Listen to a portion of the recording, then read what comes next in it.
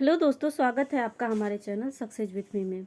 आइए आज हम लोग उत्तर प्रदेश का जो करंट अफेयर है शुरू करते हैं, क्योंकि देखिए यूपी पीसीएस के लिए बहुत इंपॉर्टेंट है और यूपी से रिलेटेड कोई भी एग्जाम है उसके लिए इम्पॉर्टेंट है। तो ये जनवरी से शुरू करते हैं। देखिए ये जनवरी है, करंट अफेयर जनवरी का पूरा संग्रह है और ये पूरा डिटेल है। चलिए देखते हैं। ये पहले देखिए उत्तर प्रदेश में ये पॉइंट वाइज दिया है कि क्या क्या है। कि पहले देखिए इसमें वाराणसी में देश के पहले रोपवे ट्रांसपोर्ट के लिए 200 करोड़ रुपए मंजूर। कर्नाटक की तर्ज पर उत्तर प्रदेश में में होगा खेती का सर्वे। मतलब ये पूरा पॉइंट है और नीचे जो है पूरा डिटेल दिया हुआ है। चलिए डिटेल शुरू करते हैं। पहले देखिए पहला जो है आपका पॉइंट, वाराणसी में देश के पहले रोपवे ट्रांसपोर्ट के लिए 200 करोड़ रुपए मंजूर हुए हैं। ये चर्चा में क्यों है? देखिए 1 जनवरी 2023 को उत्तर प्रदेश के बनारस में मंडलायुक्त कौशल राज शर्मा ने बताया कि बनारस में दुनिया भर से आने वाले सैलानियों को अब भीड़ भाड़ वाले इलाके कैंट स्टेशन से गोदौलिया तक के सफर के लिए रोपवे की सुविधा मिलेगी। कहाँ से कहाँ तक? देखिए कैंट स्टेशन से गोदौलिया के लिए, जिसके लिए देश के पहले पब्लिक ट्रांसपोर्ट रोपवे का धरातल पर उतारने के लिए 200 करोड़ रुपए का बजट मंजूर हुआ है। अब देखिए प्रमुख बिंदु क्या क्या हैं। मंडलायुक्त कौशल राज शर्मा ने बताया कि राज्य में वाराणसी कैंट से गोदौलिया के बीच सड़क किनारे से गुजर रही जन सुविधाओं की लाइन को शिफ्ट करने के लिए बजट की पहली किस्त जनवरी के पहले सप्ताह में जारी की जाएगी। 15 जनवरी के बाद जन सुविधा की लाइन को ये जो है शिफ्ट करने के लिए तैयारी कराई जा रही है। रूट के लिए चिन्हित जमीनों के अधिग्रहण की प्रक्रिया भी जनवरी महीने में ही शुरू हो गई है। उन्होंने बताया कि प्रशासन की ओर से जमीन अधिग्रहण के लिए 173 करोड़ रुपए और जन सुविधाओं के लिए लाइन को शिफ्ट करने के लिए 28 करोड़ रुपए का प्रस्ताव भेजा गया है। शासन ने इस बजट के प्रस्ताव को मंजूरी देते हुए पहली किस्त जारी करने की पहल भी कर दी है। देखिए ये सारा इंपॉर्टेंट है आपका। पॉइंट कैंट से गोदौलिया इंपॉर्टेंट है। अब देखिए कि ग्राउंड जो है ग्राउंड पेनेट्रेटिंग रडार जीपीआर सर्वे में जलकल, स्मार्ट सिटी, गेल, जल निगम, बीएसएनएल और बिजली विभाग के निर्माण को चिन्हित किया गया है। इसके अलावा कैंट रेलवे स्टेशन से गोदौलिया चौराहे तक 75 किलोमीटर लंबा रोपवे निर्माण के लिए 1.59 हेक्टेयर जमीन अधिग्रहण के लिए चिन्हित है, जिसमें निजी 0.96 हेक्टेयर और सरकारी 0.63 हेक्टेयर है। अब देखिए सर्किट रेट से तय मुआवजा के आधार पर निजी जमीन पर 72 करोड़ रुपए और सरकारी जमीन पर कितने 101 करोड़ रुपए खर्च होंगे।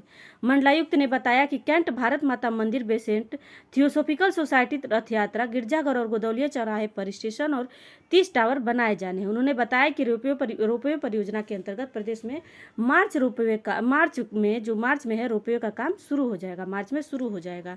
अब देखिए मतलब मार्च देखिए चल ही रहा है, इसी मंथ में शुरू हो जाएगा।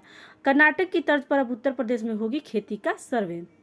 1 जनवरी 2023 को उत्तर प्रदेश के कृषि मंत्री सूर्य प्रताप शाही ने बताया कि प्रदेश में कर्नाटक की तर्ज पर खेती का सर्वे किया जाएगा। अभी तक प्रदेश में अनुमान के आधार पर रबी, खरीफ, जायद की खेती के क्षेत्रफल, उत्पादन, प्राकृतिक आपदा पर हुए नुकसान संबंधी आंकड़े जुटाए जाते थे। अब देखिए क्या क्या होगा। कर्नाटक में इससे पहले होता था। कृषि मंत्री सूर्य प्रताप शाही ने बताया कि अगर सब कुछ ठीक ठाक चला तो 1 साल बाद यह साफ साफ पता चल सकेगा कि किस जिले के किस किसान के पास कितनी खेती है।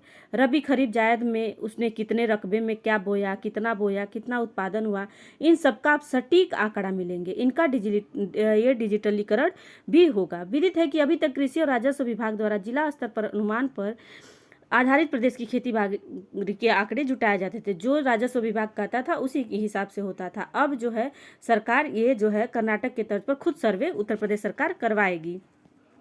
अब देखिए उन्होंने बताया कि प्रदेश में कृषि क्षेत्र में सैटेलाइट मैपिंग की तैयारी की जा रही है। सैटेलाइट से जिलेवार, ब्लॉकवार हर गांव में किसानों के खेतों के आकार, प्रकार, फसलों की बुआई, उत्पादन आदि की सटीक जानकारी मिल सकेगी। मतलब ये यही सारा डिटेल है और आप लोग पढ़ सकते हैं और भी इसमें इंपॉर्टेंट पॉइंट जो है उसको पढ़ सकते हैं। गौरतलब है कि पिछले दिनों कर्नाटक के कृषि व राजस्व विभाग के अफसरों ने अपने राज्य में लागू सैटेलाइट सर्वे के मॉडल का प्रस्तुतिकरण उत्तर प्रदेश में आकर किया। कृषि मंत्री सहित विभाग के अन्य वरिष्ठ अधिकारियों का भी यह मॉडल पसंद, मतलब सबको यह मॉडल पसंद आया है। इसे स्वीकृत किया गया है और अब इसे उत्तर प्रदेश में संचालित करने की तैयारी हो रही है। अब देखिए शहरी क्षेत्रों में 3000 वर्ग मीटर भूमि होने पर ही खोल सकेंगे निजी स्कूल। मतलब जिसके पास शहरी क्षेत्र में 3000 वर्ग मीटर भूमि है तभी जो है वो निजी प्राइवेट स्कूल खोल सकेंगे। ये चर्चा में क्यों है? देखिए कि 2 जनवरी 2023 को उत्तर प्रदेश माध्यमिक शिक्षा बोर्ड के प्रमुख सचिव दीपक कुमार ने बताया कि राज्य बोर्ड ने शहरी क्षेत्र में निजी विद्यालय खोलने के लिए 3000 वर्ग मीटर जमीन होना जरूरी कर दिया है, जो कि पहले 650 वर्ग मीटर था। दोनों पॉइंट इंपॉर्टेंट है। ये भी पूछ सकता है एग्जाम में पहले कितना था और अभी प्रेजेंट में कितना है, तो आपको ये ध्यान रखना पहले 650 था, अभी 3000 है। इसका प्रमुख बिंदु देख लीजिए कि माध्यमिक शिक्षा बोर्ड के प्रमुख सचिव दीपक कुमार ने बताया कि निजी स्कूलों को मान्यता देने के लिए प्रस्तावित नए मानकों व शर्तों को शासन ने मंजूरी दे दी है। शासन ने यह मंजूरी बोर्ड द्वारा नए नियमों को लेकर आए सुझाव व आपत्तियों का औचित्य न होने की बात कहते हुए खारिज करने के बाद दी है। नई शर्तों के तहत अब शहरी क्षेत्र में विद्यालय खोलने के लिए 3000 वर्ग मीटर जमीन होना जरूरी है, जो पहले 650 वर्ग मीटर ही थी। इसी तरह ग्रामीण क्षेत्र में 6000 वर्ग मीटर जमीन की अनिवार्यता होगी, जो पहले 2000 वर्ग मीटर थी। देखिए यूपी में अब यूपी पीसीएस में अब यूपी स्पेशल जुड़ चुका है मेंस में, तो मेंस के लिए भी ये सारे पॉइंट इंपॉर्टेंट है, प्री के लिए तो हैं ही। इसके अलावा धरोहर राशि में भी कई गुना बढ़ोतरी की गई है। साथ ही स्मार्ट क्लास, कंप्यूटर क्लास व विभिन्न संसाधन होना भी जरूरी किया गया है। दीपक कुमार की ओर से जारी आदेश के अनुसार ये बदलाव यानी न्यूनतम मानक राष्ट्रीय शिक्षा नीति 2020 के अंतर्गत गुणवत्तापरक शिक्षा के लिए निर्धारित हो रहे हैं। इसलिए वित्तविहीन विद्यालयों को मान्यता देने के लिए माध्यमिक शिक्षा परिषद के विनियमों में संशोधन के प्रस्ताव को स्वीकृति दी गई है। शासन ने माध्यमिक शिक्षा परिषद उत्तर प्रदेश के सभापति व सचिव को निर्देश दिए हैं कि इंटरमीडिएट शिक्षा अधिनियम 1921 का धारा 16(2) में व्यवस्था के अनुसार मानकों ये शर्तों की अधिसूचना गजट में प्रकाशित की जाए। हाई स्कूल की नवीन मान्यता के लिए प्रमुख क्या शर्तें हैं कि समिति ट्रस्ट कंपनी अधिनियम 2013 के अध्याय 8 के अंतर्गत पंजीकृत कंपनी नॉट फॉर प्रॉफिट का पंजीकरण व यथास्थिति नवीनीकृत होना अनिवार्य होगा। प्राभूत या जमानत कोष के रूप में 5 लाख रुपए केवल विद्यालय के नाम जमा व निरीक्षण अधिकारी के पद नाम में बंधक होंगे। पहले प्राभूत कोष के लिए 15,000 रुपये राशि निर्धारित थी। सुरक्षित कोष के रूप में 1.5 लाख रुपए जमा होंगे, जबकि पहले मात्र 3,000 रुपये जमा करना अनिवार्य था। तो देखिए ये भी मनी बहुत अधिक बढ़ा दी गई है। ऑडियो वीडियो प्रोजेक्टर, बड़ी स्क्रीन की एलईडी टीवी की व्यवसाय, स्मार्ट क्लास व कंप्यूटर कक्ष में 25 कंप्यूटर की व्यवस्था करनी होगी। अब शहरी क्षेत्र की कुल 3000 वर्ग मीटर विद्यालय भूमि में 1000 वर्ग मीटर और ग्रामीण क्षेत्र को 6000 वर्ग मीटर भूमि में 2000 वर्ग मीटर भूमि का क्रीड़ा स्थल होगा। अब देखिए क्रीड़ा स्थल में एथलेटिक्स, कबड्डी, कुश्ती, kho kho, volleyball, basketball, badminton, lawn tennis, ये ओपन जिम्नेजियम व अन्य आउटडोर गेम्स के साथ इंडोर गेम्स व शारीरिक स्वास्थ्य की पर्याप्त व्यवस्था होगी। पहले ऐसी मान्यता की शर्त नहीं थी। अब देखिए छात्र संख्या के अनुरूप 1 वर्ग मीटर की दर से प्रत्येक छात्र छात्रा के लिए कुर्सी, मेज, डेस्क, बेंच की व्यवस्था करनी होगी। साथ ही प्रयोगशाला की भी व्यवस्था सुनिश्चित करनी होगी। पहले की शर्त में जूनियर कक्षाओं के साथ 200 सेट सज्जा होना अनिवार्य था। स्वच्छ पेयजल, शौचालय आदि की पर्याप्त व्यवस्था छात्र छात्राओं की व दिव्यांगजन की सुविधा के अनुसार करने की विस्तृत शर्तें होंगी। पहले सिर्फ समुचित व्यवस्था की शर्त थी। पुस्तकालय में बृहद पाठ्य सामग्री रखनी होगी।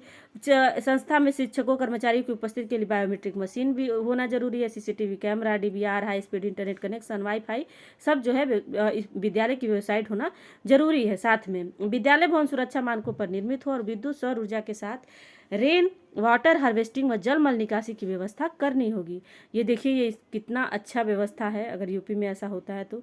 नए विद्यालय की मान्यता के लिए हाई स्कूल की अनिवार्य शर्तें पूरी करने के बाद इंटरमीडिएट के संचालन के लिए कुछ अन्य शर्तें भी पूरी करनी होगी। इसके तहत 2 लाख रुपए प्राभूत कोष व सुरक्षित कोष के लिए 1 लाख रुपए अतिरिक्त जमा करने होंगे। अब देखिए उत्तर प्रदेश में अब ऐप से लगेगी मनरेगा श्रमिकों का 100% हाजिरी। अब ऐप के थ्रू भी उनकी हाजिरी लग सकेंगी।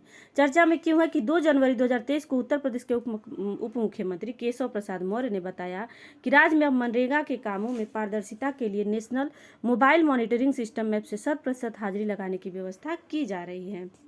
अब ये चर्चा में क्यों है कि उप मुख्यमंत्री केशव प्रसाद मौर्य द्वारा किए गए निर्देशों के क्रम में जो दिए गए निर्देश हैं उनके क्रम में मनरेगा के कामों में पारदर्शिता लाने के लिए national mobile monitoring system app NMMS के माध्यम से 100% हाजिरी लगाने की व्यवस्था ग्रामीण विकास विभाग कर रहा है। इसी साल से मनरेगा श्रमिकों की 100% हाजिरी इस ऐप के माध्यम से लगेंगे।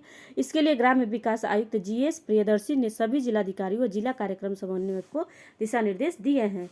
आयुक्त ने ग्रामीण विकास मंत्रालय भारत सरकार की गाइडलाइंस का हवाला देते हुए लिखा है कि श्रमिकों की उपस्थिति को ऐप के माध्यम से लिया जाना सुनिश्चित किया जाए और इसकी समीक्षा प्रत्येक सप्ताह विकास खंड स्तर पर की जानी चाहिए। उल्लेखनीय है कि महात्मा गांधी राष्ट्रीय ग्रामीण रोजगार गारंटी अभियान मनरेगा भारत में लागू एक रोजगार गारंटी योजना है जिसे प्रदेश में 7 सितंबर 2005 को विधानसभा द्वारा अधिनियमित किया गया था। इसका उद्देश्य प्रत्येक ग्रामीण परिवार को कम से कम 100 दिनों का अकुशल शारीरिक श्रम प्रदान करके ग्रामीण परिवारों के काम करने के अधिकार की कानूनी गारंटी प्रदान करना और उनकी आजीविका को बढ़ाना है। यह कार्यक्रम भारत सरकार के ग्रामीण विकास मंत्रालय द्वारा कार्यान्वित किया जाता है और राज्य सरकारों और स्थानीय सरकारों के साथ साझेदारी में कार्यान्वित किया जाता है।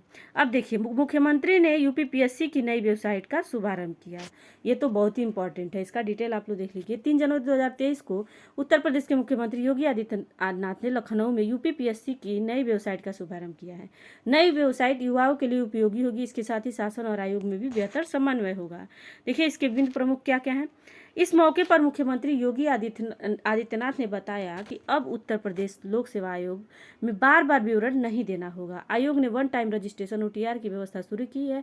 इसके अंतर्गत OTR में दर्ज डिटेल्स डिजिटल रूप में कभी भी कहीं से भी उपलब्ध होंगी।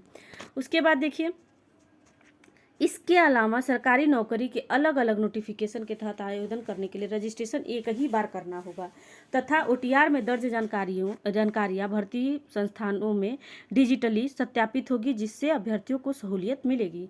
मुख्यमंत्री के निर्देश दिए गए नियुक्तियां समय पर हों और ई-अधियाचन की व्यवस्था लागू की जाए। इसके जरिए शासन और आयोग में पहले से बेहतर समन्वय स्थापित किया जा सकेगा। मुख्यमंत्री ने बताया कि राज्य सरकार शिक्षकों के समयबद्ध चयनों के लिए बेहद गंभीर है। इसके लिए राज्य में उत्तर प्रदेश शिक्षा सेवा चयन आयोग का गठन जल्द किया जाएगा। उन्होंने बताया कि उत्तर प्रदेश में एक ही आयोग के जरिए बेसिक, माध्यमिक, उच्च और तकनीक कॉलेजों में शिक्षकों का चयन किया जाएगा। एकीकृत आयोग के लिए दिशा निर्देश भी दिए गए हैं। इसके बाद अब नया आयोग ही TET की परीक्षा आयोजित कराएगा।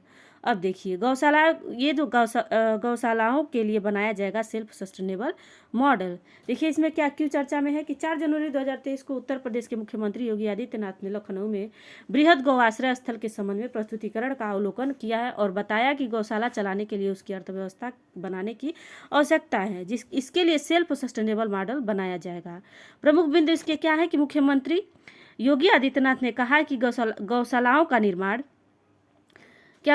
का निर्माण PPP मोड पर किया जाएगा तथा साथ ही उन्हें नेचुरल फार्मिंग, गोबर पेंट, CNG और CBG से जोड़ा जाए। इसमें गौशालाएं आर्थिक रूप से तो सुदृढ़ होंगी और गायों के रखरखाव एवं पालन पर आने वाले खर्च खुद उठा सकेंगी।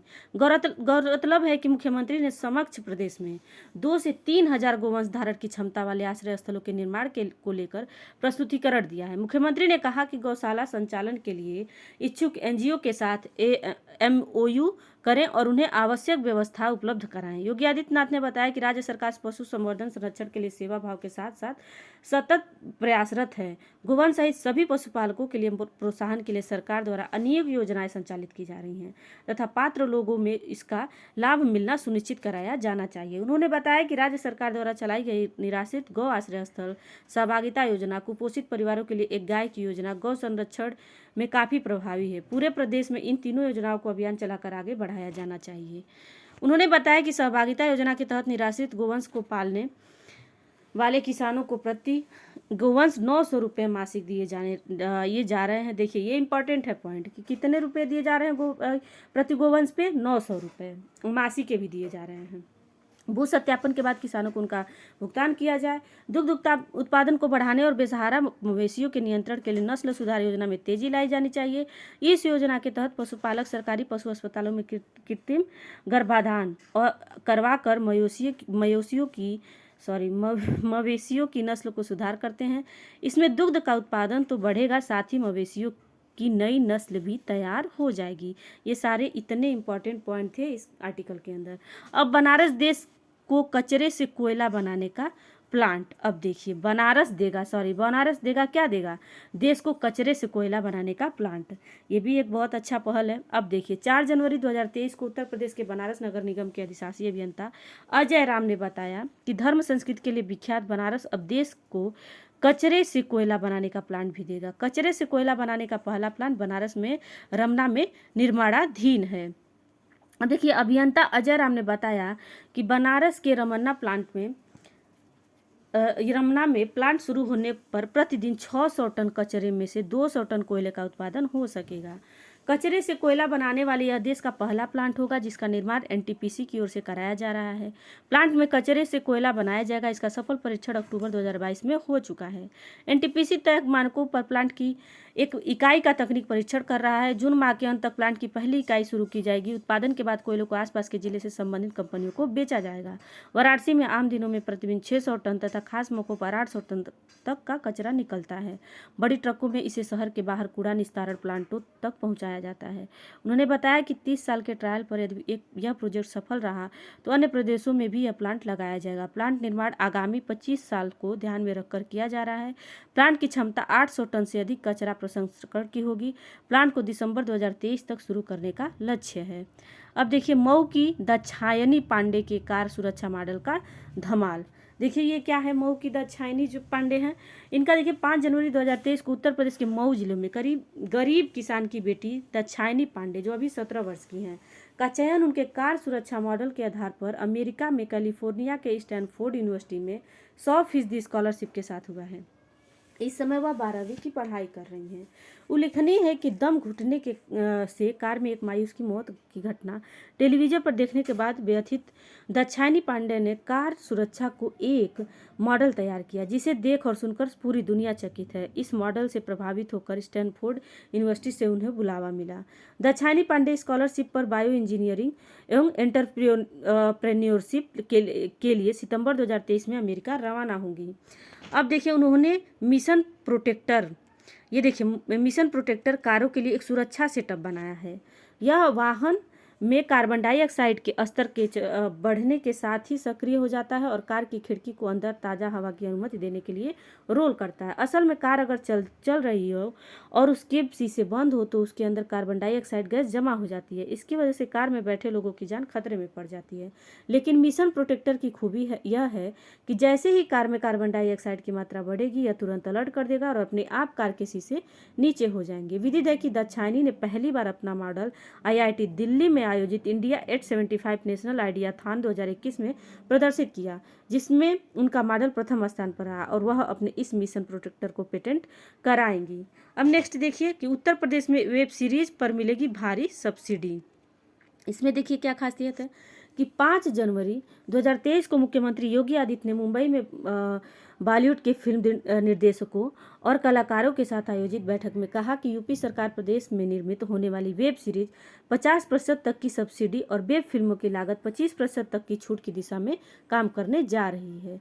अब देखिए इसका प्रमुख बिंदु क्या है। गौरतलब है कि मुख्यमंत्री योगी आदित्यनाथ के मुंबई दौरे के दौरान उनकी बॉलीवुड हस्तियों के साथ हुई बैठक में उत्तर प्रदेश को most film friendly state in India के तौर पर प्रमोट किया गया। देखिए ये क्वेश्चन बन सकता है कि किसके मतलब उत्तर प्रदेश को किसके उस तौर पे प्रमोट किया गया था, तो कौन सा होगा ये most film friendly state in India. अब देखिए और अभी कहाँ किया गया था, तो मुंबई दौरे के दौरान। कौन किया था, मुख्यमंत्री योगी आदित्यनाथ। तो ये सारे पॉइंट इंपॉर्टेंट है। ये तो मानिए प्री के लिए इंपॉर्टेंट हो जाएंगे, मेंस के लिए तो ये पूरा डिटेल ही इंपॉर्टेंट है। अब देखिए इस दौरान मुख्यमंत्री ने कहा कि वेब सीरीज और फिल्मों के साथ ही स्टूडियो और लैब के लिए 25% तक की सब्सिडी उपलब्ध कराने की दिशा में काम किया जाएगा। बैठक में मुख्यमंत्री ने कहा कि उत्तर प्रदेश को 64वें और 68वें राष्ट्रीय फिल्म पुरस्कारों में मोस्ट फिल्म फ्रेंडली स्टेट का दर्जा मिला है। देखिए ये भी ध्यान रखिएगा किस किस पुरस्कार में, राष्ट्रीय फिल्म पुरस्कार में कौन सा नंबर था, 64वां था और 68वां था। फिल्म निर्माता मधुर भंडारकर ने कहा कि मुख्यमंत्री ने सब्सिडी की बात की है, उससे नए फिल्म निर्माताओं को मदद मिलेगी। बैठक में अभिनेता सुनील शेट्टी ने मुख्यमंत्री योगी आदित्यनाथ से कहा कि बॉलीवुड बायकॉट टैग को हटाया जाए ताकि बॉलीवुड की बिगड़ी छवि को सुधारा जा सके। उन्होंने यह संदेश प्रधानमंत्री नरेंद्र मोदी तक पहुंचाने का आग्रह भी किया। नेक्स्ट पॉइंट देखिए कि उत्तर प्रदेश दिवस पर प्रदेश भर में होंगे भव्य आयोजन, हर जिलों को मिलेगा 3 लाख का बजट। देखिए अब ये चर्चा में क्यों है कि 6 जनवरी 2023 को उत्तर प्रदेश के मुख्य सचिव दुर्गा शंकर मिश्रा ने उत्तर प्रदेश दिवस के अवसर पर 24 से 26 जनवरी तक लखनऊ सहित प्रदेश के सभी जिलों में भव्य आयोजन किए जाने का संबंध में दिशा निर्देश जारी किए। क्योंकि ये देखिए मुख्य सचिव के मुताबिक राज्य स्तरीय समारोह लखनऊ के अवध शिल्प ग्राम में होगा। उन्होंने इस आयोजन में सभी विभागों की सहभागिता सुनिश्चित करने के निर्देश दिए हैं। संस्कृति विभाग की ओर से प्रत्येक जिले को आयोजन के लिए 3 लाख रुपए का बजट दिया जाएगा। उत्तर प्रदेश दिवस के अवसर पर खादी एवं ग्रामोद्योग ये देखिए एमएसएमई एवं स्वयं सहायता समूह की ओर से ओडीओपी के स्टॉल लगाकर उत्पादों का विक्रय एवं प्रचार प्रसार किया जाएगा। जिला स्तर पर 3 दिवसीय केंद्रीय कार्यक्रम का आयोजन किया जाएगा। सरकार की विकास योजना और उपलब्धियों की प्रदर्शनी लगाई जाएगी। खेल विभाग की और ओर से kho kho, kabaddi, shooting ball, volleyball, बाल क्रिकेट, टेनिस, दौड़, ये जो है बाधा दौड़ प्रतियोगिता की जाएगी। इसके बाद से है कि सॉरी, भारत में रिवर क्रूज पर्यटन को बढ़ावा देगा। दुनिया का सबसे लंबा रिवर क्रूज गंगा बिलास। देखिए ये चर्चा में क्यों है। 8 जनवरी 2023 को केंद्रीय पत्तन पोत परिवहन और जलमार्ग तथा आयुष मंत्री सर्बानंद सोनोवाल ने कहा कि प्रधानमंत्री नरेंद्र मोदी द्वारा 13 जनवरी 2023 को वाराणसी में एमवी गंगा विलास के साथ दुनिया की सबसे लंबे रिवर क्रूज का शुभारंभ भारत के लिए रिवर क्रूज पर्यटन के एक नए युग की शुरुआत का प्रतीक होगा। ये बहुत ही इंपॉर्टेंट है, इसका 99% चांस है कि एग्जाम में पूछे जाएंगे। यह लग्जरी क्रूज भारत और बांग्लादेश के 5 राज्यों में 27 नदी प्रणालियों में 3200 किलोमीटर से अधिक दूरी तय करेगा। एमयू गंगा बिलास क्रूज को दुनिया के सामने देश का सर्वश्रेष्ठ प्रदर्शन करने के लिए सुसज्जित किया गया है। विश्व विरासत स्थलों, राष्ट्रीय उद्यानों, नदी घाटों और बिहार में पटना, झारखंड में साहिबगंज, पश्चिम बंगाल में कोलकाता, बांग्लादेश में ढाका और असम में गुवाहाटी जैसे प्रमुख शहरों सहित 50 पर्यटन स्थलों की 51 दिन की क्रूज की यात्रा की योजना बनाई गई है। एमयू गंगा विलास की यात्रा कार्यक्रम को ऐतिहासिक, सांस्कृतिक और धार्मिक महत्व के स्थानों पर रुकने के साथ भारत की समृद्ध विरासत को प्रदर्शित करने के लिए तैयार किया गया है। वाराणसी में प्रसिद्ध गंगा आरती से यह बौद्ध धर्म की महान श्रद्धा के स्थान सारनाथ में रुकेगा। यह मायोंग को भी कवर करेगा जो अपनी तांत्रिक विद्या के लिए जाना जाता है, और यह माजली सबसे बड़ा नदी द्वीप और असम में वैष्णव संस्कृति का केंद्र है। यात्री बिहार स्कूल ऑफ योग और विक्रमशिला विश्वविद्यालय भी जाएंगे, जिसमें उन्हें आध्यात्मिकता व ज्ञान में समृद्ध भारतीय विरासत से रूबरू होने का मौका मिलेगा। अब देखिए उसके बाद से यह क्रूज रॉयल बंगाल टाइगर्स के लिए प्रसिद्ध बंगाल डेल्टा की खाड़ी में सुंदरवन की जैव विविधता से भरपूर विश्व धरोहर स्थलों के साथ एक सींग वाले गैंडों के लिए प्रसिद्ध काजीरंगा राष्ट्रीय उद्यान से भी गुजरेगा। एमयू गंगा विलास क्रूज 62 मीटर लंबा, 12 मीटर चौड़ा, 1.4 मीटर के ड्राफ्ट के साथ चलता है। इसमें 3 डेक हैं। 36 पर्यटकों की क्षमता वाले बोर्ड पर 18 स्वीट हैं, जिसमें पर्यटकों के लिए एक यादगार और शानदार अनुभव प्रदान करने के लिए सभी सुविधाएं हैं। जहाज अपने मुल्क में अस्थायी सिद्धांतों का पालन करता है क्योंकि यह प्रदूषण मुक्त प्रणाली और शोर नियंत्रण तकनीकों में लैस है। एमयू गंगा विलास की पहली यात्रा में स्विट्जरलैंड 32 पर्यटक वाराणसी से डिब्रूगढ़ तक की यात्रा का आनंद लेंगे। एमयू गंगा विलास के डिब्रूगढ़ पहुंचने की संभावित तिथि मार्च 2023 है और ये पहुंच चुका है। आप लोग न्यूज में पढ़े होंगे कि ये पहुंच चुका है।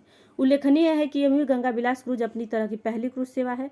पत्तनपोत परिवहन और जलमार्ग मंत्रालय के तहत अंतर्देशीय जलमार्ग प्राधिकरण के सहयोग से इस सेवा की सफलता से उद्यमियों के देश के अन्य हिस्सों में रिवर क्रूज का लाभ उठाने के लिए प्रोत्साहित होने की संभावना है। वैश्विक रिवर क्रूज बाजार पिछले कुछ वर्षों में 5% की दर से बढ़ा है और 2027 तक क्रूज बाजार के 37% तक पहुंचने की उम्मीद है। विश्व में यूरोप रिवर क्रूज जहाज़ों के मामले में लगभग 60% भागीदारी के साथ विकास कर रहा है। भारत में कोलकाता वाराणसी के बीच 8 नदी क्रूज जहाज़ों का संचालन होता है, जबकि राष्ट्रीय जलमार्ग 2 ब्रह्मपुत्र पर क्रूज की आवाजाही भी संचालित होती है। अब देश में कई जगहों पर रिवर राफ्टिंग, कैंपिंग, दर्शनीय स्थलों की यात्रा, कयाकिंग आदि जैसी पर्यटन गतिविधियां संचालित हैं। राष्ट्रीय जलमार्ग 2 पर 10 यात्री टर्मिनलों का निर्माण किया जा रहा है, जो रिवर क्रूज की संभावना को और बढ़ा देगा। वर्तमान में राष्ट्रीय जलमार्ग 2 में 4 नदी क्रूज जहाज काम कर रहे हैं, जबकि यह राष्ट्रीय जलमार्ग 3 वेस्ट कोस्ट कैनाल, राष्ट्रीय जलमार्ग 8, राष्ट्रीय जलमार्ग 4, राष्ट्रीय जलमार्ग 87, राष्ट्रीय जलमार्ग 97 और राष्ट्रीय जलमार्ग 5 में सीमित क्षमता में काम कर रहा है। अब जबकि अंतर्देशीय जलमार्गों में क्षमता के निर्माण के लिए पूंजीगत व्यय को बढ़ाया जा रहा है, अर्थव्यवस्था के लिए एक व्यवस्थित फॉरवर्ड और बैकवर्ड के लीकेज के साथ नदी क्रूज विशेष रूप से नदियों के दोनों किनारों पर विकसित होने के लिए तैयार हैं। तो आज के लिए बस इतना ही रहने देते हैं। इसके बाद के जो सारे पॉइंट है उसको कल के वीडियो में देखेंगे। अगर आपको हमारा वीडियो अच्छा लगा है तो हमारे वीडियो को लाइक करें, हमारे चैनल को सब्सक्राइब करें और कमेंट में ज़रूर बताएं कि आपको हमारा वीडियो कैसा लगा है। और ये वीडियो सारे एग्जाम के लिए बहुत ही इंपॉर्टेंट है। Thank you so much.